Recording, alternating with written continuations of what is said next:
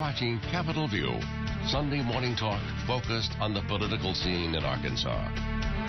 And welcome back to Capitol View, everyone. One of Arkansas's freshman Congressman, Republican Bruce Westerman, joining us after serving as his party's first majority leader in the Arkansas House in 130-plus years. He ran for and won the 4th Congressional District, now represents Arkansas and Washington, D.C. Joining us this morning. Good morning, Congressman. Thanks for taking some time out to be with us. Good morning, Bob. Great to be here. Great to be back in Arkansas for a little while. Yeah, now that everything's thawed. Yeah, a little bit of rain. A little bit of rain, but no snow, no freezing temperatures. Right. It's been Spring cold is in the air, though. It is, and it's been cold up in D.C. What's the transition been like? The transition's been pretty smoothly. You know, it was great preparation to serve in the Arkansas legislature.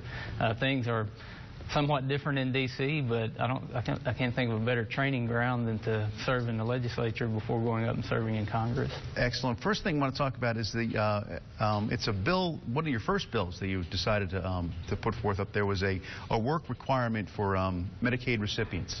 What was that, and why did you choose that as your first bill? Well, that's something that a lot of states have tried to get from the federal government, with flexibility to create a workforce requirement for people who are receiving benefits. Particularly on this one, it's Medicaid benefits for able-bodied working-age adults. You know, with the private option in Arkansas, there are about 40% or 80,000 people who are getting those benefits who have zero income.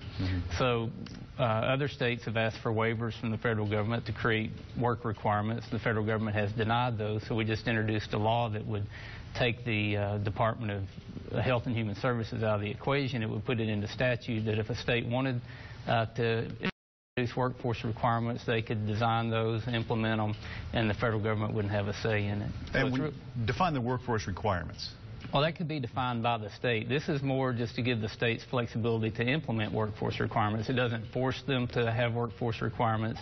It just gives them the opportunity to implement workforce requirements if they so choose, and they could make those requirements, you know, however they wanted to design them. You're spending a lot of time in the budget. Yeah.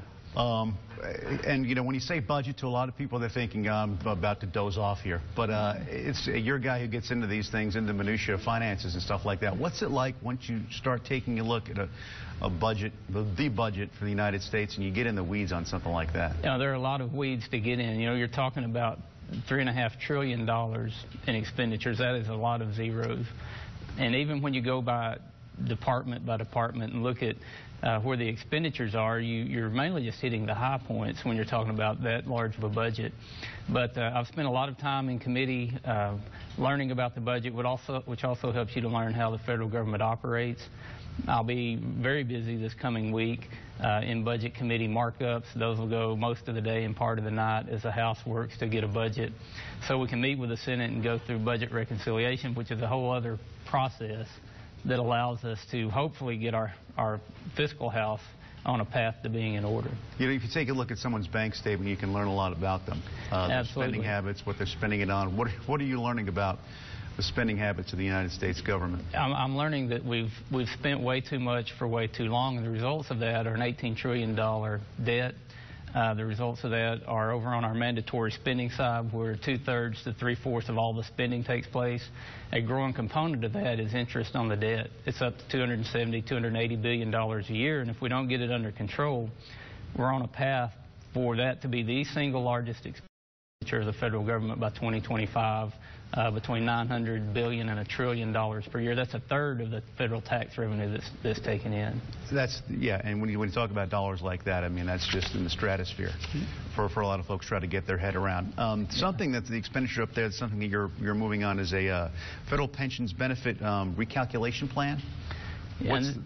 This is something that the Congressional Budget Office, they did a study on ways to reduce deficit spending, ways to get towards a balanced budget. This was one of the recommendations, and what it does is simply changes the formula on how federal retirement benefits are calculated. It doesn't affect anyone in the military. It's just for federal employees and civil service employees. And just by making the retirement amount based on the highest 5 years of income versus the highest 3 years of income, it can save several $1 billion over a 10-year budget cycle. And, you know, we're looking at a lot of programs like that and a lot of policy like that, but it's going to take some major structural reforms to get our federal budget back in balance and to eventually be able to attack this huge debt that we've got. Getting away from the budget and some of the work at hand, some of the things that have been happening up there getting a lot of attention. One of those, Senator Tom Cotton sending a letter, open letter to the regime in Iran, telling them that no matter what kind of a deal they come up with, nuclear or otherwise, it's not going to stand, as far as he and 46 other senators are concerned. What's your take on that? Well, it's obviously their prerogative. That's treaties have to be approved by the Senate. That was a letter from Tom and 46 other senators. So, and that comes on the heels of the speech by Prime Minister Netanyahu in the House chamber, which I will say was one of the most powerful speeches I've ever been associated with. You could feel the electricity in the room. I thought he came out and made a very clear message about how we can't afford to have a nuclear-armed Iran. He read tweets from the Ayatollah talking about how they wanted to annihilate Israel. And he reminded us that in the Holocaust there were 6 million Jews that lost their lives, but in World War II there were 60 million people, and the point he made was that Iran won't stop at Israel. The rest of the world has to take note of what Iran's doing. And he also made a great point, I think, talking about the turmoil that currently exists in the Middle East with Iran and ISIS and Syria. And he said this is a case where your enemy's enemy is your enemy. And I thought that was a really straightforward and concise way to put it, that when that turmoil is complete, whoever comes out on top, or if they merge together, they're still going to be the enemy of Israel, and I believe be the enemy of the United States. All right, that's all the time we have for this morning. Congressman Westerman, thanks very much for stopping by. Appreciate it. Thank you, Bob. Anytime. Enjoy your weekend home.